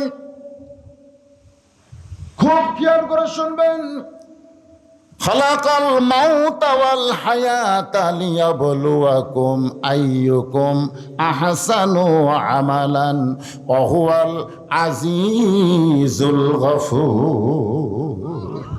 আল্লাহ বলে, মুসা মৃত্যু তোমার কাছে কেমন মনে হয়? মুসা বলতেছে, আল্লাহ দুনিয়ার জীবনে যত নিয়ামত দান করেছেন তার মধ্যে উত্তম নিয়ামতের নাম হলো মৃত্যু। আল্লাহ বলে, মুসা মানুষ দুনিয়া থেকে মরবার চায় না, সেই মৃত্যু তোমার কাছে উত্তম মনে হওয়ার কারণ কি?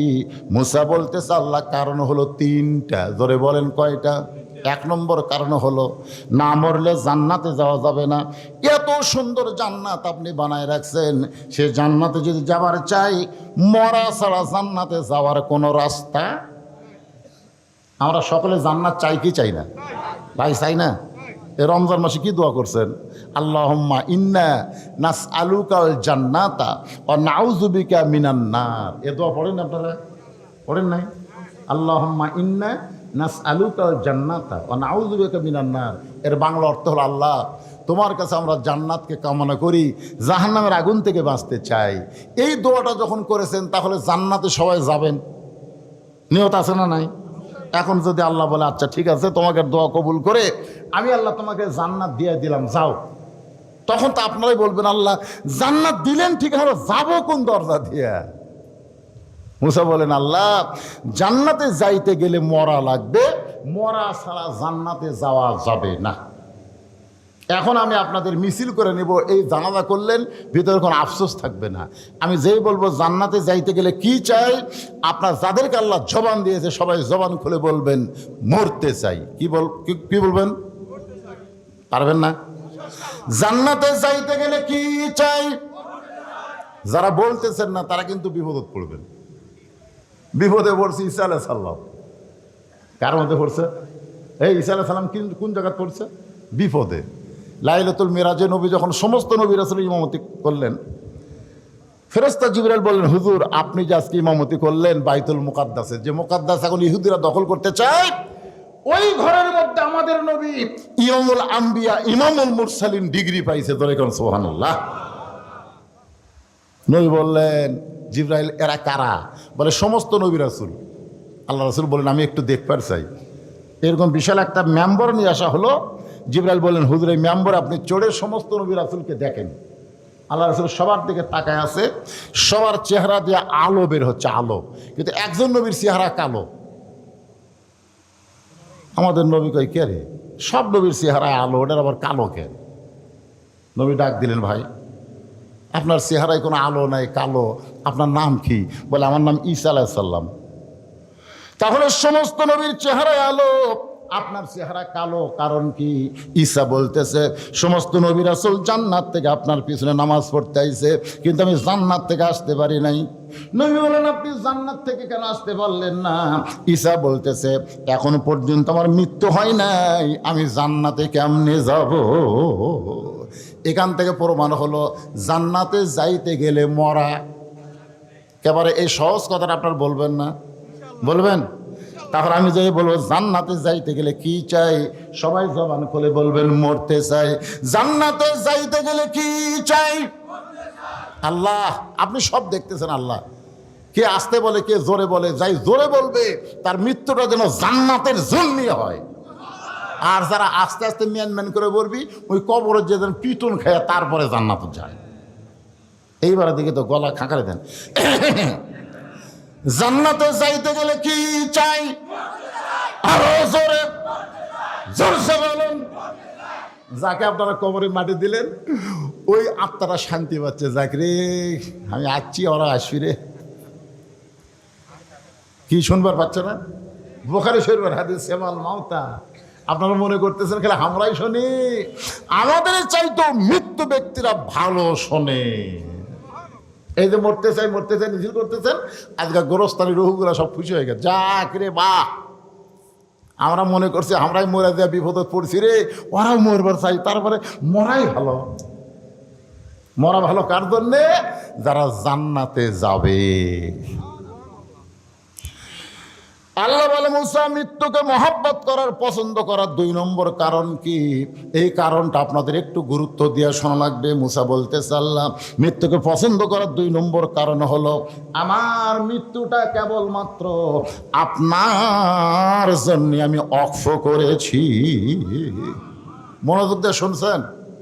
আমরা মরবো কার জন্যে? জোরে কয় না? আল্লাহর জন্যে। কে বাবা মুরব্বী আই যায় পেশাব লাগলো নাকি রে, উঠে ফিরে ধরে যাচ্ছে। হ্যাঁ আসলে অনেকের এরকম। আপনারা বলেন তো ঘুমের মধ্যে আপনারা কেউ বিছনাত পেশাব করেন? করছেন কেউ? ছোটকালের কথা আমি বলতেছি। এখন যারা এখানে বসে আছেন ঘুমের মধ্যে কেউ বিছনায় পেশাব করছেন? কেন করেননি? ঘুম তো 5-6 ঘন্টা পারেন, তো 5-6 ঘন্টা ঘুমের মধ্যে আপনি পেশাব করলেন না বিছনায়, আর ওয়াজের মধ্যে 2 ঘন্টা বসায় আপনার ঘন ঘন পেশাব লাগে।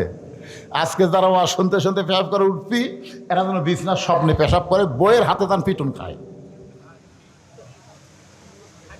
কি রে, সামান্য 2-1 ঘন্টা জান্নাতের বাগানে কোরআনের মহব্বতে আপনার পেশাব লাগে কেন? আল্লাহ কোরআনে বলেন, অনুনাজ্জিলু মিনাল কুরআনি মা হুয়া শিফাউ ওয়া রাহমাতুল লিল মুমিনিন। মুমিনদের যাবতীয় রোগের ঔষধ হিসাবে, শিফা হিসাবে আল্লাহ কোরআন নাজিল করেছে।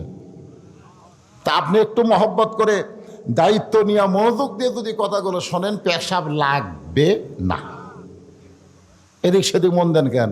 এই যে কবরের যারা গেল, পেশাব করবে, পায়খানা করবে? গোরস্থানের পাশেই জান্নাতের বাগানে কোরআনের মাহফিলে বসে আছেন, একটু মনোযোগ দিয়ে, বেশি সময় না। আমারও খেয়াল আছে, বেশি রাত ওয়াজ করা যাবে না, ফজরের নামাজ আমাকে আদায় করা লাগবে, যখন ঠিক কিনা। এই জানাজার কারণে একটু দেরি হয়ে গেছে, যার কারণে আপনাদের হয়তো সামান্য একটু রাত হচ্ছে। এখন কয়টা বাজে? রাত 12:30 হয়ে গেছে। আচ্ছা যাক, এত রাত হইতো এই খেয়ালই করিনি, এখনই শুরু করতে 12:30 বাজে গেল। যাক ভাই, একটু একটু শোনেন মনোযোগ দিয়ে। তাহলে আমরা 2 নম্বর, মুসা আলাইহিস সালাম মৃত্যুকে পছন্দ করার কারণ হলো মরবো কার জন্যে? সবাই বলে মরা তো লাগবি রে। বইয়ের জন্য মরবেন, প্রেমিকার জন্য মরবেন, নেতার জন্য মরবেন, নেতার জন্য জীবন দেব। শালা পাগলা রে, তুই মরে দে, নেতা তোর করে খোঁজ নিবি না।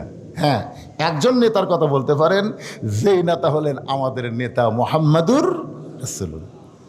হ্যাঁ, সাইয়্যিদুল আম্বিয়া, সাইয়্যিদুল মুরসালিন। দরুদের মধ্যে আমরা বলি আল্লাহুম্মা সাল্লি আলা সাইয়্যিদিনা, সাইয়্যিদিনা, সাইয়্যিদিনা মানে আমাদের নেতা। ওই নবীর জন্য যদি জীবন দেন, ওই নেতার জন্য যদি জীবন দেন, ওই জীবনটা আল্লাহর জন্যই দেওয়া হবে। আল্লাহ নবী 2 জনা প্রেম করেছেন গোপনা, মাঝখানে তো অন্য কারো জায়গা ছিল না। লা ইলাহা ইল্লাল্লাহ, এর সাথে কি আছে? মুহাম্মাদুর। আচ্ছা, এখানে কি ওয়া আছে? ওয়া কলেমের মধ্যে কি ওয়া আছে? ওয়া মানে আফস, এবং লা ইলাহা ইল্লাল্লাহ এবং মুহাম্মাদুর রাসূলুল্লাহ, ওয়া আছে। তার মানে কি? আতিউল্লাহ ওয়া আতিউর রাসূল, কুল ইন কুনতুম তুহিব্বুনাল্লাহ ফাত্তাবিউনি।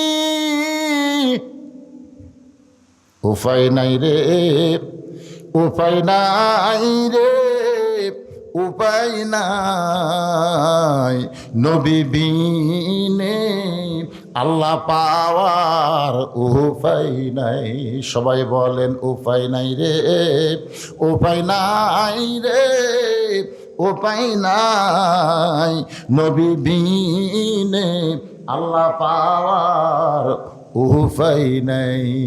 যদি জীবন দিতে চান আল্লাহর জন্যে, নবীর জন্য, সেইটা ভিন্ন কথা। রাসূল বলেছেন লা ইউমিনু আহাদুকুম হাত্তা আকুনা হাব্বা ইলাইহি মিন নাফসিহি। তুমি যতক্ষণ পর্যন্ত প্রকৃত মুমিন হতে পারবে না, যতক্ষণ পর্যন্ত নিজের জীবনের চাইতে আল্লাহ রাসূলকে বেশি মহব্বত না করবে। একটু মনোযোগ দিবেন। আমরা মরব আল্লাহর জন্যে, মরব নবীর জন্যে। আল্লাহ আমাদের সকলের মৃত্যুকে কবুল করুক, জোরে গান আমিন। মুসা বলতেছে, আল্লাহ মৃত্যুকে পছন্দ করার 2 নম্বর কারণ হলো আমার মৃত্যুটা আপনার জন্য অফ করেছি। সঙ্গে সঙ্গে আল্লাহর কুদরতি মুখে হাসি ফুটে গেছে। আপনার বলেন তো, আল্লাহর মুখ আছে না নাই? আল্লাহর হাত আছে না নাই? আল্লাহর চোখ আছে না নাই? আল্লাহর কান আছে না নাই? যখন আল্লাহ বলতেছেন সামিউম বাসির, আমি শ্রবণকারী এবং আমি দর্শনকারী, আমি দেখি এবং শুনি। আপনার বলেন শোনার যন্ত্রের নাম কি? কান। দেখার জিনিসের নাম কি? চোখ। আল্লাহ বলতেছেন তাবারাকাল্লাযী বিয়াদিহিল মুলক, গোটা পৃথিবীর রাজত্ব কর্তৃত্ব আমার হাতের উপরে। তার মানে আল্লাহর হাত আছে না নাই? এ কথা আছে না নাই? আছে। আল্লাহর মুখ আছে, আল্লাহ কথা বলে। আল্লাহর চোখ আছে, আল্লাহ দেখে। মুসা নবী শুনতে পায়, আল্লাহর কুদরতি মুখে হাসি ফুটে গেছে। মুসা নবী কিন্তু আল্লাহকে দেখতে পায় নাই, কিন্তু শুনতে পেয়েছে। আপনি যে ঢাকার কোনো বন্ধুর সঙ্গে মোবাইলে কথা বলেন, বাটন মোবাইলে, ওই বন্ধু মোবাইল করতে করতে যদি কান্দে, আপনি এই বলে দেখার দিকে বুঝতে পারবেন আমার বন্ধু কাঁদতেছে। যদি বন্ধু হাসে তাহলেও কিন্তু আপনি বুঝতে পারবেন যে আমার বন্ধু হাসতেছে। আল্লাহর কুদরতি মুখে হাসি ফুটে গেছে। মুসা বলে, আল্লাহ আপনি হাসেন কেন?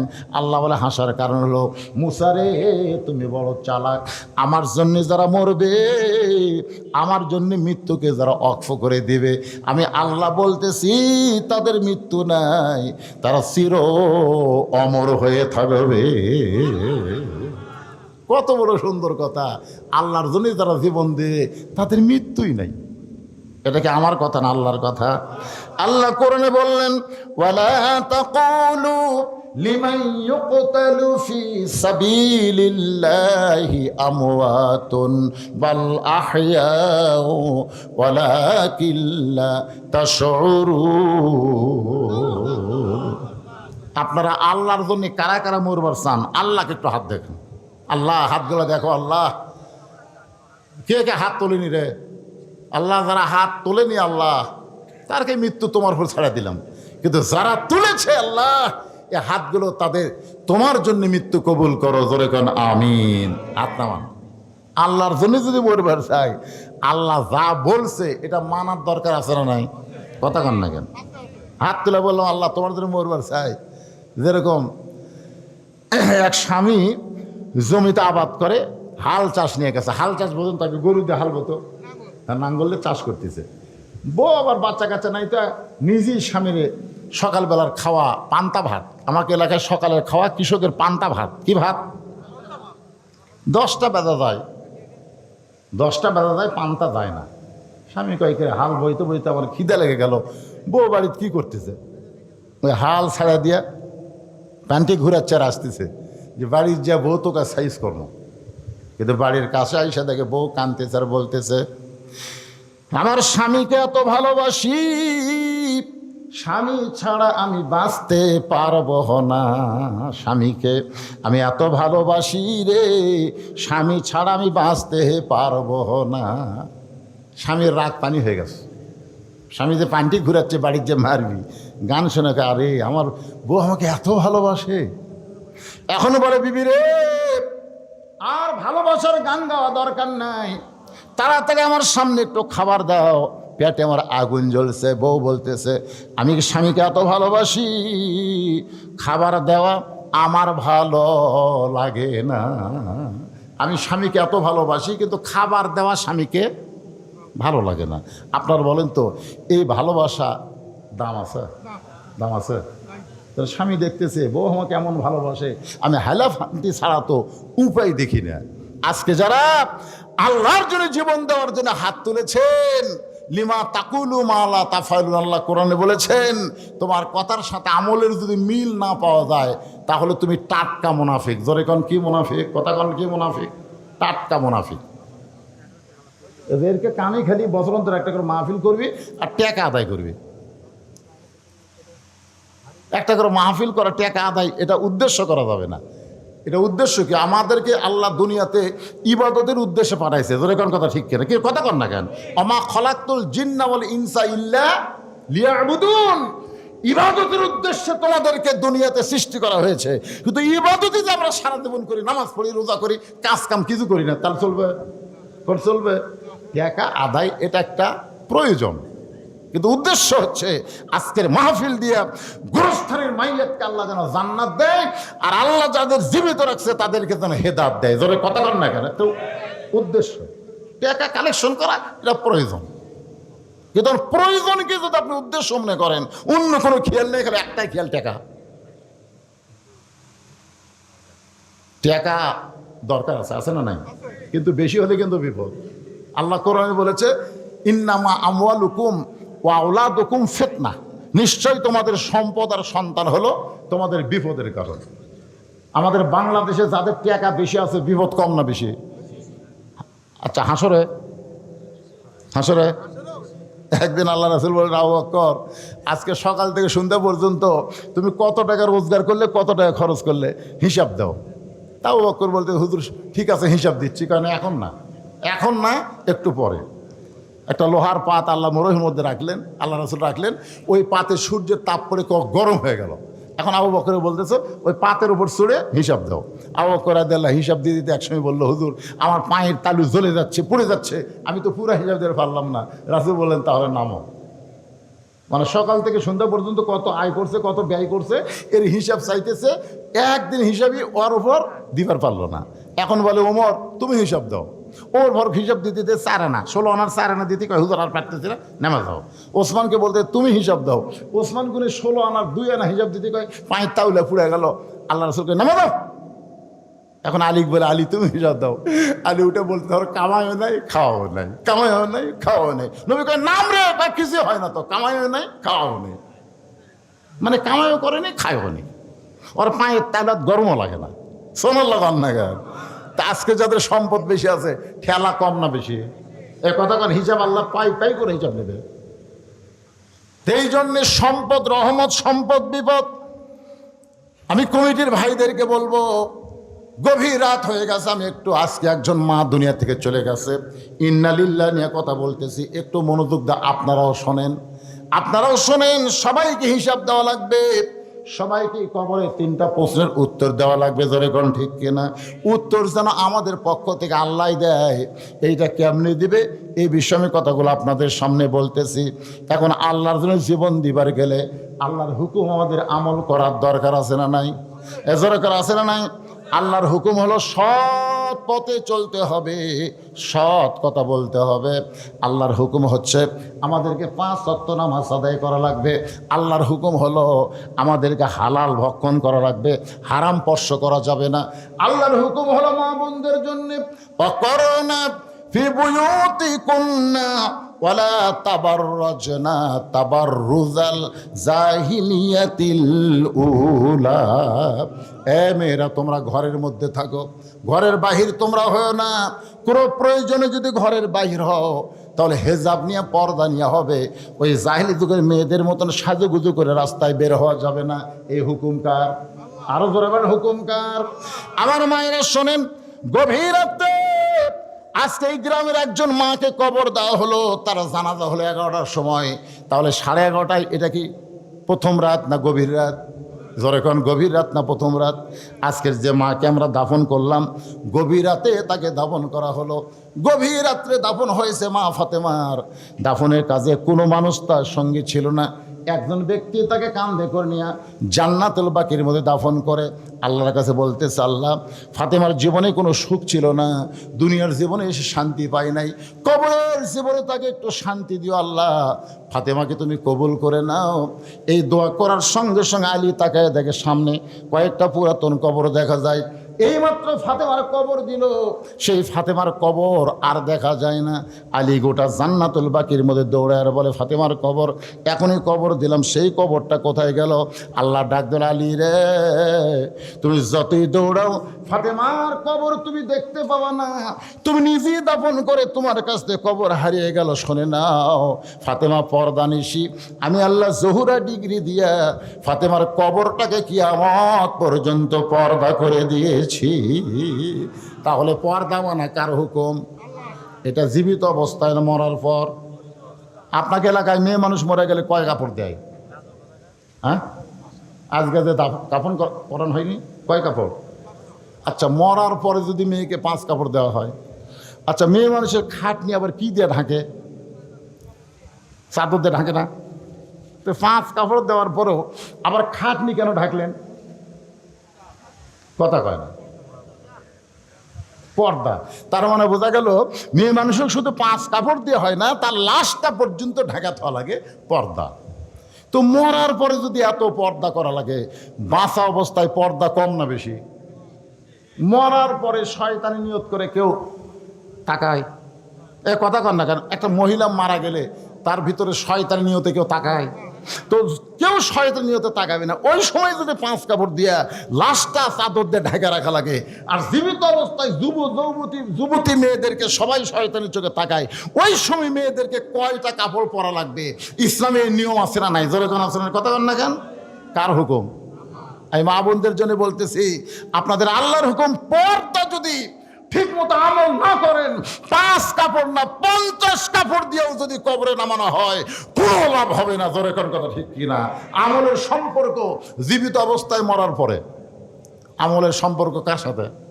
জীবিত অবস্থায় আল্লাহর সাথে। আমার মায়েদের কথা বলে এখন ওই যুবকদের বলবো, বাজান, আল্লাহর জন্য যারা জীবন দেব, আল্লাহর হুকুম মানতে হবে। আল্লাহর হুকুম হলো 5 ওয়াক্ত নামাজ।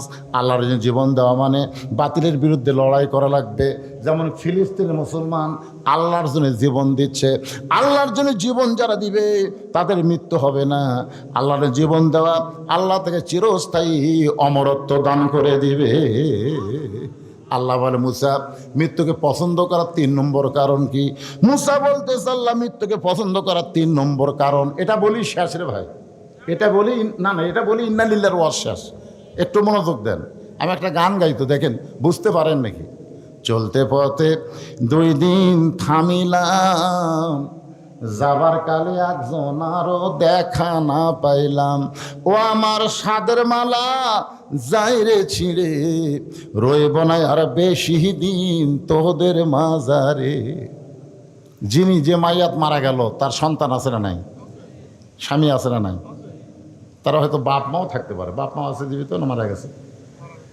যাই হোক, বাপ মা মারা গেছে, তার সন্তান আছে, স্বামী আছে, ভাই আছে, আছে না নাই? আপনারা বলেন তো, সাথে কে গেছে? চলতে পথে দেখেন মুসা আলাইহিস সালাম মৃত্যুকে পছন্দ করার 3 নম্বর কারণ বলতেছি। কারণ বলার আগে একটা গান গাইলাম একটু বোঝার জন্য, সহজ করার জন্য। চলতে পথে আমরা কয়দিন? এ ভাই, দুনিয়ার জীবন কিন্তু আখেরাতের তুলনায় 2 দিনের বেশি না। মাস্তানি মারতেছেন কি হনুরে, কিছুই না। যাবার কালে একজন আরো দেখা না পাইলাম, সহায় সম্পত্তি সব থুয়ে আজকে অন্ধকার কবরে চলে গেছে। তার হয়তো কানের দুল, নাকের ফুল, অনেক সোনা দানা টাকা পয়সা থাকতে পারে, কিন্তু কিছুই নিয়ে যাবার পারে নাই। খালি হাতে ফকির হয়ে অন্ধকার কবরে চলে গেছে। ঠিক কিনা বলেন? এখন গানটা খেয়াল করেন, কিন্তু যেদিন ডাক পড়িবে, জানি না তো এই জন্য বলা হচ্ছে কিন্তু যেদিন ডাক পড়িবে, কবর মাঝে যাইতে জোগাড় কিছু করছো বন্ধু, তার মাঝে বিছাইতে। যে কোনো সময় আমাদের ডাক পড়বে। ঠিক কিনা বলেন? এখানে বলা হচ্ছে কিন্তু যেদিন মানে কোন দিন? তারিখ নাই। তাহলে তারিখবিহীন মৃত্যুর তারিখ, জানাবিহীন মৃত্যুর তারিখ যদি আমাদের সকলের সামনে না পিছনে? জোরে বলেন ভাই, সামনে না পিছনে? সামনে, পিছনে না। মৃত্যুকে পিছনে ফেলে কেউ সামনে যাওয়ার ক্ষমতা কারো নাই। তাহলে সবার সামনে মৃত্যু আছে, যে কোনো সময় মৃত্যু হবে।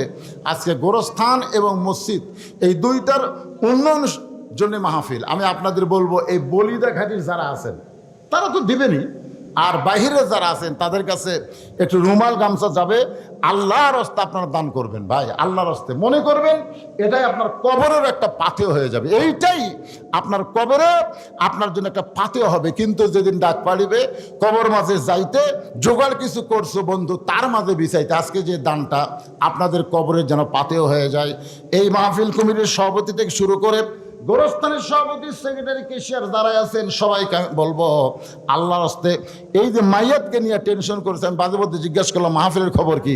বলে হুজুর যেখানে মারা গেছে ওখানেই লোকজন বেশি, মাহফিলে নাই।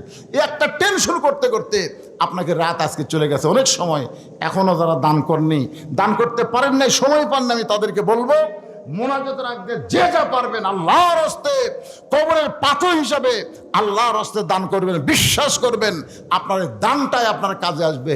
যেগুলো রেখে চলে গেছে আজকে যে মা কবরে, কোনো কাজে আসবে না। আর যেইটা দান করবেন ওইটাই আপনার জান্নাতের পাথেয় হবে। হযরত বেলাল যখন জুমার নামাজে আযান দেয়, ফেরেশতা জিবরাইল দাহিয়াতুল কালবি সাহাবীর চেহারায় মসজিদের দরজার পাশে লুকে আছে। কে সর্বপ্রথম পা দেয়? আল্লাহর ঘর মসজিদ নববীতে। ধরে কোন সুবহানাল্লাহ। কোন সাহাবীর চেহারায়? দাহিয়াতুল কালবি সাহাবীর চেহারায় জিবরাইল দরজার ফাঁকে লুকায় আছে। সর্বপ্রথম যেই বান্দা হযরত বেলাল আযান দেওয়ার সঙ্গে সঙ্গে মসজিদে পা দিল, তার নাম হলো আবু বকর সিদ্দিক। দাহিয়াতুল কালবির চেহারায় জিবরাইল বলেন, আবু বকর ভাই, আপনি কি বলতে পারবেন এই মুহূর্তে জিব্রাইল কোন জায়গায়? আবু বকর রাদিয়াল্লাহু বললেন, আমি আল্লাহর ঘরে আসি ফেরেশতা পাওয়ার জন্য না, জিব্রাইল খোঁজার জন্য না, আমি আমার আল্লাহ পাওয়ার আশায়। ধরে কোন সুবহানাল্লাহ। দাইহাতুল কালবি সাহাবীর চেহারায় জিব্রাইল বলতেছে, আবু বকর ভাই আপনি কি বলতে পারবেন এই মুহূর্তে ফেরেশতা জিব্রাইল কোন জায়গায়? আবু বকর বলতেছে, তুই কি মনে করিস আমি ফেরেশতা খুঁজবে আসি? আমি আসি আল্লাহর খোঁজে। দাইহাতুল কালবির চেহারায় যখন আবার বললেন, আবু বকর ভাই আপনি কি বলতে পারবেন এই মুহূর্তে জিব্রাইল কোন জায়গায়? সঙ্গে সঙ্গে আবু বকরকে চমক দিয়ে উঠলেন, চমকে উঠলেন। একই কথা দুইবার আবু বকরের সামনে কেউ বলে না। রাসূল বলেছেন, আমার আবু বকরের মতন সভ্য ভদ্র নম্র সাহাবী এমন ভালো মানুষ কিয়ামত পর্যন্ত আর হবে না। জোরে কর না সুবহানাল্লাহ। একই কথা কয়বার কছে? সঙ্গে সঙ্গে আবু বকর চুপ করে বলতেছে, চোখ বন্ধ করে মুচকি মুচকি হাসতেছে। জিব্রাইল বলে, চোখ বন্ধ করে হাসেন কেন? বলে, তুই না জিব্রাইল। জিব্রাইল চমকে বলল, আমি জিব্রাইল। কেমনে বুঝলেন? আবু বকর বলে, চোখ বন্ধ করে 7 আসমান খুঁজে দেখলাম জিব্রাইল নাই। চোখ বন্ধ করে তাহা তো সারা 7টা জমিন খুঁজে দেখলাম জিব্রাইল নাই। ডানে দেখলাম, বামে দেখলাম, পিছনে দেখলাম, জিব্রাইল নাই। তুই আল্লাহর ফেরেশতা জিব্রাইল। সঙ্গে সঙ্গে জিব্রাইল আল্লাহু আকবার। আল্লাহ বলে, জিব্রাইল তাকবীর দিলা কেন? জিব্রাইল বলতেছে, আল্লাহ চোখ বন্ধ করার সঙ্গে সঙ্গে 7 আসমান 7 জমিন যে খুঁজে পায় তার জন্য জান্নাত দেখা কোনো ব্যাপার না। ধরে কর না সুবহানাল্লাহ। এই ক্ষমতা আল্লাহ মানুষকে দিছে, ফেরেশতাকে দেয়নি। আল ইনসানু আশরাফুল মখলুকাত। যাওয়া লাগবে খামাকা, কিসের দুনিয়া? মিশে মায়ায় বন্দি থাইকা করলাম কত খেলা, পশ্চিমে তাকিয়া দেখো তোমার ডুইবা গেছে বেলা। আল্লাহুম্মা আমিন। আল্লাহুম্মা আনতাস সালাম ওয়া মিনকাস সালাম তাবারাকতা ইয়া যাল জালালি ওয়াল ইকরাম।